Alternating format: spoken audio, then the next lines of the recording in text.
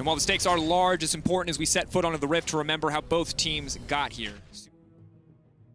2 minutes and 30 seconds till the Ocean Soul presents itself for Supermassive. They've still got a minute and 15 left of the Baron power play, and they might just look to end it. Here's Armlet, deletes Humanoid, the strongest member on the side of Mad Lions, the bastion of hope for Mad Lions fans everywhere. But with 2 members sleeping now, Bolulu is looking for the follow-up, he's looking for the finish. Mad Lions. They've done it. Oh, they're going to get taken out. They're going to get cut down in their own base. And the TCL, for the first time in World's history, will win a best-of-5 versus a major region team. They will send the 4th seed from the LEC home packing as they look to finish this one in style. EU got embarrassed today. That's what it is. EU sometimes just got to take the L. At Worlds 2020, no one expected the fiery young pride of Europe, Mad Lions, to be snuffed out so convincingly, especially in the play-in stage of the tournament. But when the team went back to Europe after a disappointing international run, all of Europe was confident that the team's core roster would be back the following season. Especially Mad's upstart jungler, Shad0w, who burst onto the European scene and nearly captured a Rookie of the Split award on the heels of a convincing Premier campaign. And yet, after capturing the attention of fans across the region, Shad0w and Mad Lions parted ways, resulting in the 19-year-old rookie's complete vanishing from the pro scene. But why did one of the greatest young prospects in League of Legends disappear altogether after a promising rookie season, only to reinvent himself halfway across the globe?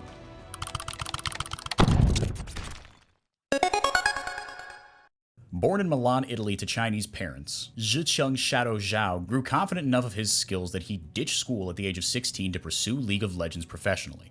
Starting out in the amateur scene, Shad0w divided his days by helping his parents with work around their business and scrimming with an amateur Italian team. His climb through Tier 2 League eventually led him to be discovered by a Prime Division team, Mouse Esports.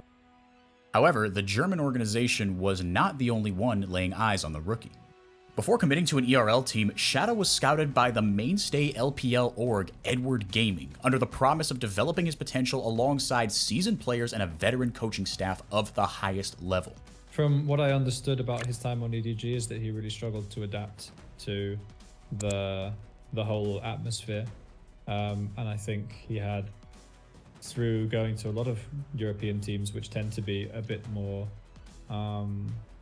slightly less rigorous, I would say, culturally, then he's been able to have a softer introduction and a gradual ramp up into pro play. I think for sure his time on Mouse was really beneficial to him.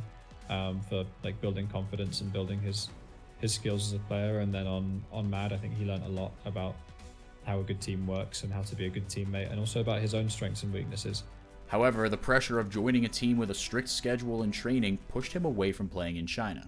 Yes, they contacted me and I tried out there, but I didn't really like the environment there, and maybe because I wasn't used to the stress level that China has, and I thought that maybe going back to EU for like 2 or 3 splits was better for myself. Yeah. Prioritizing his freedom, Shad0w opted to start off his career with Mouse Esports, eventually moving to Mad Lions in order to make a name for himself in the European scene. And Shad0w's dream was clear. He wanted nothing more than to become the first Chinese player to win the LEC. And in his first full year on the LEC stage, Shad0w managed to turn plenty of heads. In his run with Mad Lions to Worlds 2020, Shad0w ran with the big dogs of the LEC, going stride for stride with some of the league's top junglers. To cap off a monstrous performance in 2020, Shad0w led Mad Lions to Worlds, helping the team squeak into the play-in stage of the tournament.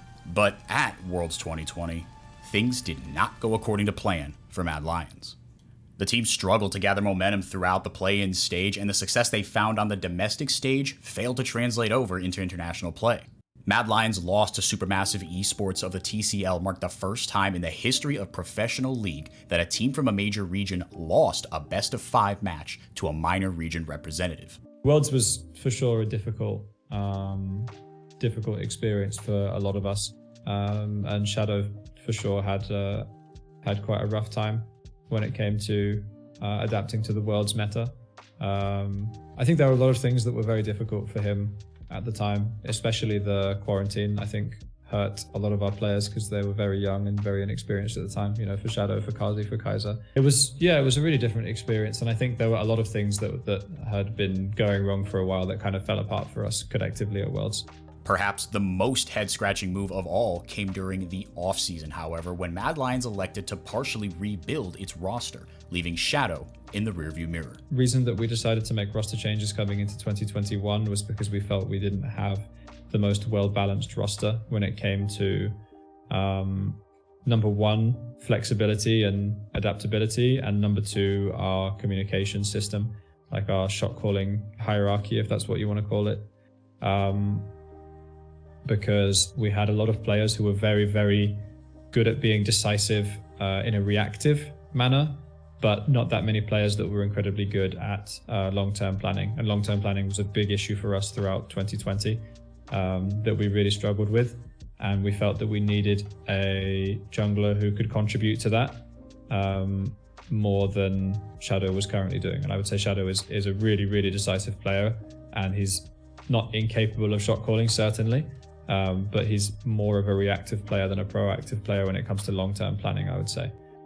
It would have been a no-brainer for any LEC team to pick up the young jungler that had run rampant through the league the previous year, but no team had made the move to pick up Shad0w. Instead, the promising young piece of talent disappeared from the scene, going dark across social media and leaving no clues about his next move. It was very clear when he joined Mad Lions that playing in LPL was his dream. That was something we were aware of from day one.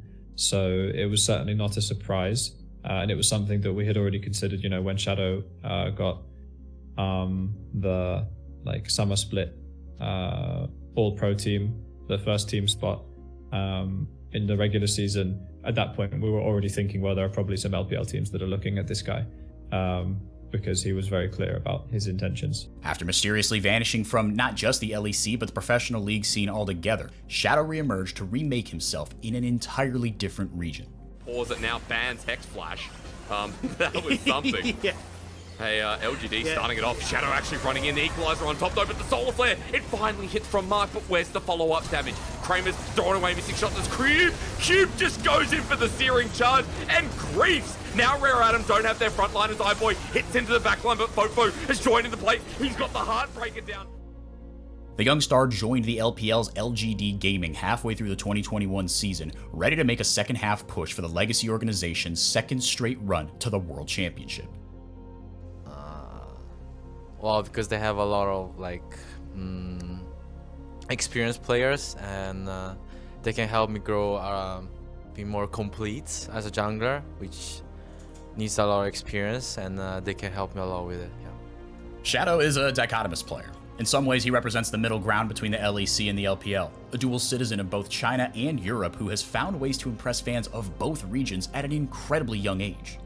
Instead of becoming the first Chinese player to ever win the LEC like he originally dreamed of, Shad0w broke the mold altogether by becoming the first ever Western product to play in the LPL.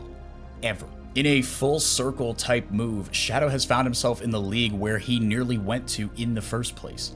Years after declining an offer to begin his career in China, Shad0w has the chance to remake himself there after all.